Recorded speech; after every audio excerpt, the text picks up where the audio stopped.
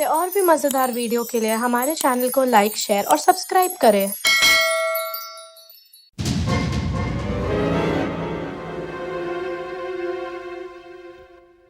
सारा बंगला खाली पड़ा है। कहां गया वो? टाइम तो यही दिया था।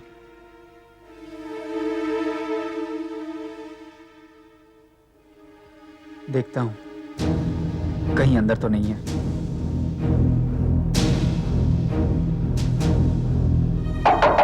केशव जी, केशव जी। अरे, दरवाजा खुला पड़ा है। कोई दिखाई तो नहीं दे रहा यहां पर। केशव जी।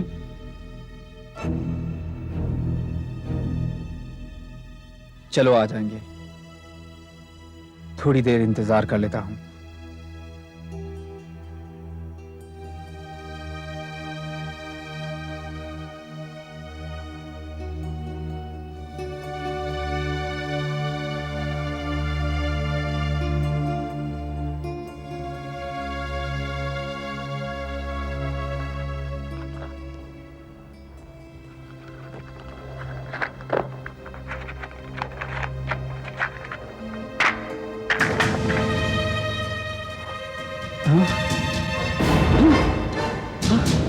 हे भगवान, ये क्या हो गया? इसका तो खून हो गया। किसने किया इसका खून? किसने किया इसका खून?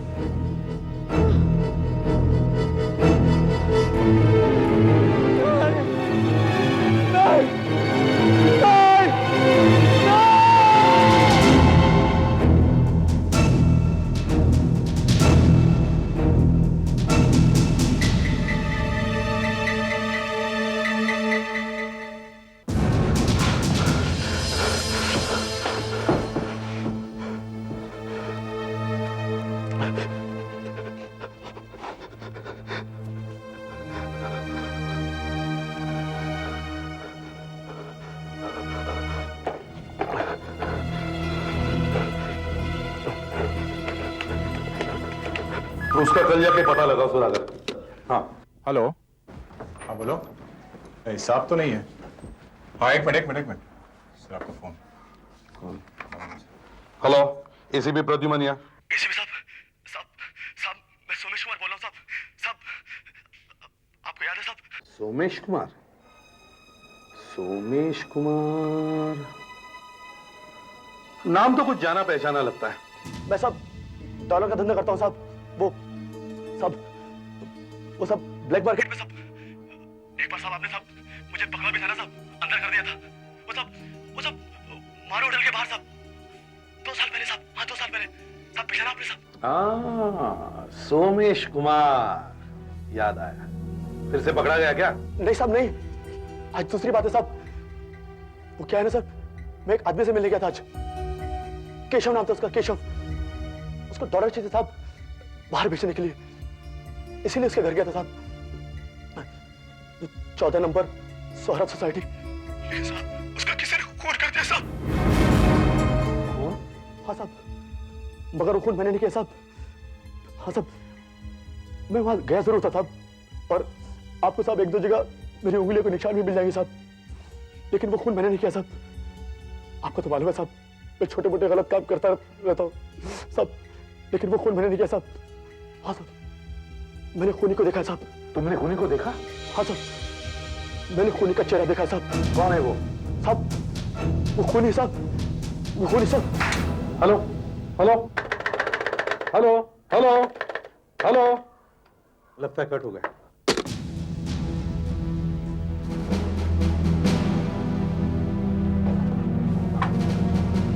ध्यान से।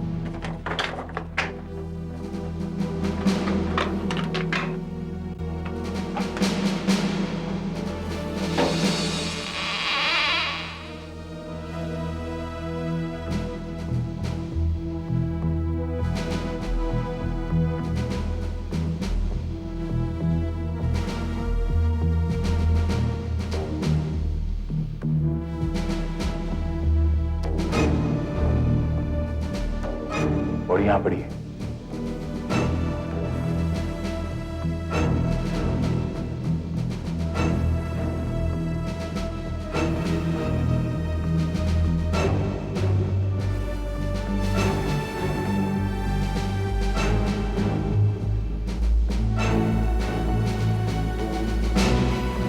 गोली सीधे सर पे मारी।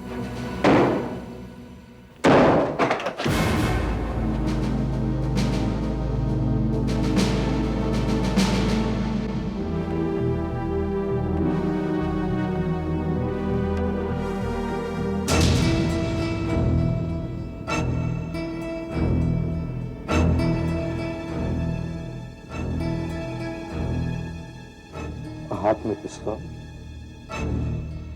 अपने आप गोली मार ली।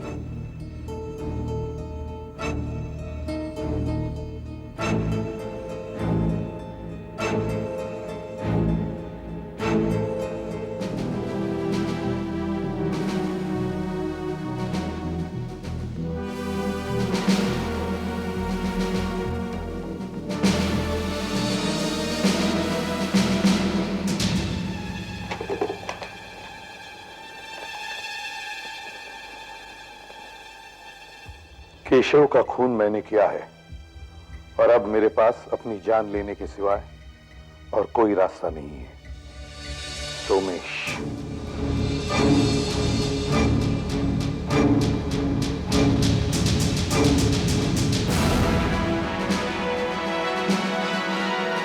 पिस्तौल का कुछ पता चला? विदाउट लाइसेंस है सर, उसका कोई रिकॉर्ड ही नहीं है। कुछ समझ में नहीं आ रहा। सोमेश ने पहले एसीपी साहब को फोन करके केशव के खून की रिपोर्ट दी, फिर फोन कट जाता है और सोमेश ने आत्महत्या कर ली। मुझे तो लगता है पहले सोमेश ने केशव का खून किया और फिर इल्जाम से बचने के लिए एसीपी साहब को फोन करके अपनी अजीबोगरीब कहानी सुनाई। अगर सोमेश ने आत्महत्या ही करनी थी तो उसने लाइन कटने का नाटक क्यों किया? उसे फोन ही नहीं करना चाहिए था। डॉक्टर सोलंकी की फोरेंसिक रिपोर्ट आने दो, सब कुछ साफ हो जाएगा। देखिए एसीपी साहब, ये इस बॉक्स में ये कॉटन भरा हुआ है। अब जब इस पिस्टल में से गोली चलेगी और यहां हिट करेगी तो इस कॉटन की वजह से बॉक्स से बाहर नहीं जा सकती है और हम बहुत आसानी से इसमें से गोली निकाल सकते हैं, राइट? मतलब अब आप इस पिस्टल से गोली फायर करेंगे और देखेंगे कि जिन गोलियों से केशव और सोमेश की मौत हुई वो इसी पिस्टल में से फायर हुई है या नहीं, है ना? एग्जैक्टली। अब आप लोग थोड़ा पीछे हट जाइए। देखिए मैं भी इतनी दूर से इसे खींच रहा हूं क्योंकि गोली का पता नहीं कहीं इधर उधर चली जाए तो। आइए। डॉक्टर साहब, इतनी छोटी गोली इस बॉक्स में मिलेगी क्या? अरे आप देखिए, क्यों नहीं मिलेगी, जरूर मिलेगी। ये देखिए, यहाँ इसमें ये छेद है, इसका मतलब गोली यहाँ नहीं मिल सकती है। तो फिर? एक मिनट जरा ढूंढते हैं।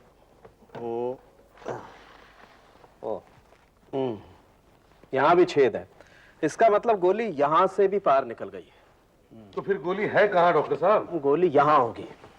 कहीं बाहर तो निकल नहीं गई? अरे नहीं नहीं, बाहर नहीं निकली होगी, गोली इसमें होगी, यहाँ। अच्छा। क्या हुआ? गोली मिल गई।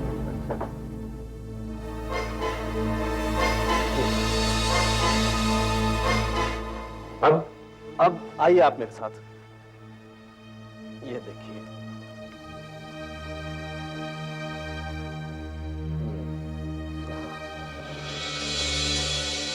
यहां देखिए, आपको इस गोली पर कुछ निशान दिखाई देंगे। देखिए,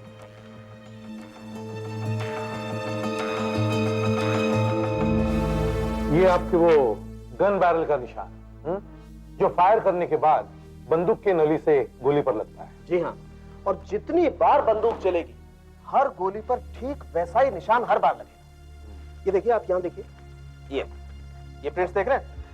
ये वो गोली का निशान है जो सोमेश की बॉडी में से मिला था, और ये फोटो है जो गोली केशव की बॉडी में से मिली थी उसका।